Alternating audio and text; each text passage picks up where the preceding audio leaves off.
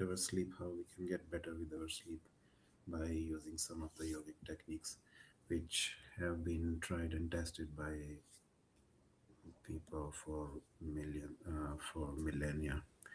And hello everyone, welcome to our podcast.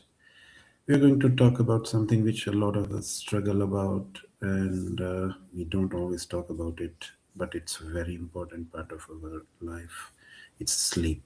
We sleep for a long time every day, but it's important to have a stronger sleep, a sleep which is deep, which is giving you the enough of rest which your body needs. More specifically, we are going to discuss how yoga can help support us in getting a better sleep in a realistic and accessible way. This isn't about doing perfect poses or following some longer routines. It's about understanding how the body actually winds down, why sleep can feel so hard sometimes for some people, and how gentle movement and breathing can help signal to the nervous system that it's okay to have a rest right now. You won't need pills in case you are able to take the help of the yogic postures or yogic nidra or some other processes recommended in the Yoga Sutras. Whether you're someone who has trouble falling asleep or you are not able to switch off completely at night, this conversation is for you. So let's get into it. When people say yoga helps sleep, what actually is happening to the body? Can you give us more details about it, Sukhman? Definitely. So this question I like this question because a lot of people generally assume that yoga helps sleep just because it makes you physically tired and you exercise, but that's rarely the real reason. Most sleep problems aren't caused by a lack of exhaustion. Sometimes you are very tired, you're drained out, but you're still not able to sleep. So most of these sleep problems, they are caused by a nervous system that doesn't know how to shut off.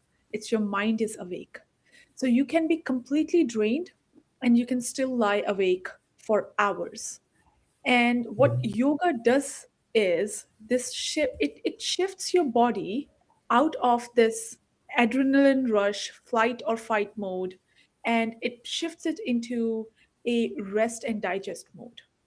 So when you slow your breath, hold these gentle poses, or even just lie still with awareness, your body starts receiving these signals that it's okay to relax. It's safe to relax. It's safe to let go of things. And you don't have to be in that fight or flight mode. You can just relax. So your heart rate at that point will slow down, muscle tension will decrease, and the stress hormones, the cortisol levels, they begin to drop. So that is a good thing. What's powerful is that the body doesn't really care why it is relaxing. It's a response. So it just responds to that. So even if your mind is still busy at first, the physical cues from yoga are going to guide your brain into sort of a relaxed, into a calmer state. And over time, this teaches your body that nighttime is for slowing down, for relaxation, not staying alert. All right. And is there some best time to do yoga which can help you with a better sleep, like morning, afternoon, or right just before going to the bed? Or it's just depending on the schedule of a person? If you can tell us more about that. This really depends on how your stress shows up during the day. So it varies person to person. um, so it's not one rule for all. For some people, nighttime yoga works the best because it creates, as I said before, a clear transition from your rush or mind when you're awake to a state of relaxation. So it creates this transition from your day into nighttime, your rushy period to relaxation period. So it's like telling your body, we are done for the day, it's time to it's time to relax. Even a short practice, a very quick yoga session can help to signal to your body that it's time to rest. For others, morning or afternoon yoga can be very beneficial. It plays a huge role in improving your sleep later in the day. If your stress builds all day and there's no sort of like a tunnel to release that stress, so it just keeps on building. The cortisol levels keep on building up and accumulating in your body, and they never get dropped down, so the stress never releases. The bedtime becomes very hard for you. So daytime yoga can kind of help to sort of drop your baseline levels of stress. So your stress levels, Mhm. if throughout the day they remain at a baseline level, they never get up. So there's no fluctuation of stress levels. Then it makes it easier to relax when the night comes. So for people like those, the morning yoga or afternoon yoga is also very beneficial, so that you just don't face a lot of fluctuation of stress levels throughout the day, and then when eventually bedtime comes, you are already in a relaxed state because you have done yoga in the morning or afternoon. So the important thing is not what time of the day you do it. Morning yoga works really good. Afternoon yoga is really good. Nighttime yoga really good. So it's not, what's important is not what time period you do it, because it depends on the person. It depends on how you do it. But the important thing is that you do it. So the important thing is consistency. It's less Yeah, being important. consistent is very important. I would, yeah, definitely add to that because I've myself tried it a few times. Once you're consistent in a certain activity, it becomes much more helpful. It becomes kind of part of your routine, so it is much more effective in that way. Yes. And I would like to ask you another thing about what type of yoga is the best which you've noticed for sleep, and what we should avoid, say just before we want to sleep. Some Obviously people are telling that you should reduce your scrolling time on your mobile phone or using a computer before you want to fall asleep. But is there any other things which we should be considering important? Yeah, definitely. I would love to answer that. For someone who has been doom scrolling on Instagram or social media before Mhm. sleeping, it's sort of like something that you have to actively build a habit of not doing that. Especially the time Mhm. period before your sleep is of utmost importance.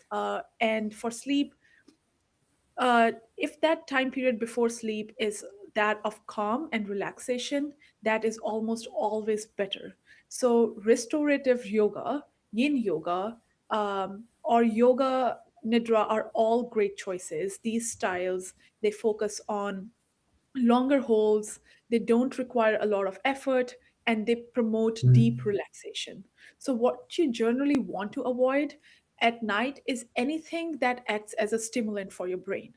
So, anything that has a fast flow or has intense stretching, hot yoga, or strength based practices, you do want to avoid that because you don't want to wake your brain up. So, those can increase body temperature, those can lead to an adrenaline rush, and that makes falling asleep or having your mind in a state of rest or relaxation even harder. So you want to avoid that. The goal of nighttime yoga isn't fitness. It's not to increase your flexibility or build your muscle or anything. It's to signal rest and safety for your mind. It's a signal for your mind that it's okay, we are done for the day now and it's time to sleep. So if you finish practice feeling softer, heavier, and slower, that's usually a good sign that you did the right kind of yoga for your sleep. And as we all complain that we don't have enough of time and our lives are very busy, so and for someone who is just starting with this, so is there some just quick, like 5 to 10 minutes routine which they can follow in the start? Maybe if they find it helpful for them, they can increase the timing with in the future. But for the starters, if we can just have something which is very quick, like 5 to 10 minutes, if you could recommend a few things. Yeah, definitely. I think one of the issues that I face a lot of, like, not me face, but one of the issues that a lot of people face is building a routine where you incorporate yoga into your routine because they think it requires significant effort. People generally think and are reluctant to start just because they believe that yoga requires commitment and consistency, which it does. Yoga does require consistency, but it does not require a lot of time commitment. So even if you have 5 to 10 minutes, that's perfect. You do not need to overcomplicate yoga. You have to make it easier for yourself because it's a thing where you want to use it for your own benefit, and you don't need to add stress into your life that, oh, I have to do yoga later in the day and that's what's causing me stress. So that will be counterproductive. We do not want that. We don't want people to overcomplicate it. So if you have got, let's say, 5 to 10 minutes, I would say you can do something like, first minute you do slow breathing in through the nose, out even slower. And then the next Mhm. 2 to 3 minutes, you can have your legs up the wall. That is a wonderful thing. So you can sit on a couch and have your legs up the wall, or legs on a chair. That's even more accessible. So next 2 to 3 minutes, it does not require a lot of effort. It does not require any equipment. You can do that. And then next, followed that by 2 minutes of gentle twist on each side, or a supported child's pose. That's what something you can do. And then you can just finish it off with 1 minute of lying still, like, I'm done for the day. So the key is keep it easy. This does not require a lot of effort. It does not require any equipment. So, as I said, the goal is not fitness, it's not flexibility. It's telling your brain that it's time to rest, that your day is over. And what are the common mistakes which you have noticed that people make while using yoga for sleep, and what are the quick fixes which they should follow in order to not fall into some cycle which is in counterproductive, as you mentioned earlier? Yeah, I think, as I said before as well, the biggest mistake is people trying to overcomplicate things or trying to nail it down and sort of like, oh, I have to do everything every day. No, you don't have to do that. So trying too hard is probably one thing I would say that people are doing it wrong in their approach to yoga or their approach to fitness in general. So people treat sleep yoga like another sort of like a task at hand. They bring Mhm. like sleep yoga as a part of like their to-do list. And as I said before, that is counterproductive because your brain treats tasks as, it associates it with something like stress. So Yeah, if I have a to do list, I'm going to be a little stressed about it, even if I am not consciously stressed about it. But I have that at the back of my mind that yeah, this is something that I exactly. have to do, and I have to check off things off the list. So we do not want to treat sleep yoga like that. We don't want that. We want it not to be trying too hard. We don't want to make it a task that we want to succeed at. People worry about another things like, am I doing this right? Is my pose correct? Or is the routine correct? Um, Again, as I said before, when I told you the 10-minute routine, it doesn't really have a lot of poses. It doesn't have anything equipment wise or something that you really have to nail it down. So you have to just make it simple. You don't have to follow the perfect routine, or you don't have to be worry about doing the right poses all the time. So you have to let go of your expectations in that sense. Yoga for sleep is going to work best when it feels calm, when it feels gentle, and it feels sort of an optional thing and not something that is a task. So if you remove that pressure to fall asleep afterwards, the body is Yeah, going to relax even more naturally. But if you keep on thinking, oh, I'm doing this just so I can sleep, the body is going to again feel a bit more stressed about that thing. So you have to let your body do its thing. You have to let go of the pressure that I have to fall asleep, that's why I'm doing this. The body will naturally relax. So yoga isn't there to force sleep, as I said before. It's there to sort of create the conditions for rest. And that once that shift in your thinking happens, the sleep will become easier over time. Thanks a lot for sharing all this information. So that wraps up our conversation on yoga and its impact on sleep and how it can improve it. If there's one thing to take away from this, and it's better sleep isn't about forcing rest, it's about creating the right conditions for it. And yoga can be one of those tools which are very easy to implement. You don't have to rush into it. You have to have some slow breathing. Of course, you should stop using mobile phones or other electronic devices before, say, let's say 30 minutes or 1 hour before you plan to go to sleep, and just taking a moment to slow down before bed. You also need to just tell yourself that, yeah, it's time to end the day on a positive note, because you have already worked a lot, you have definitely finished a lot of tasks, and you should be ready for the next day, the next challenges which you're going to face, because sleep is very important part of our life. And you don't need to do too much, you just need to do less and more intentionally. Thanks for spending time with us, and we hope that tonight brings you a little more easier and a more calm and better sleep. Until next time, rest well, and we will talk soon.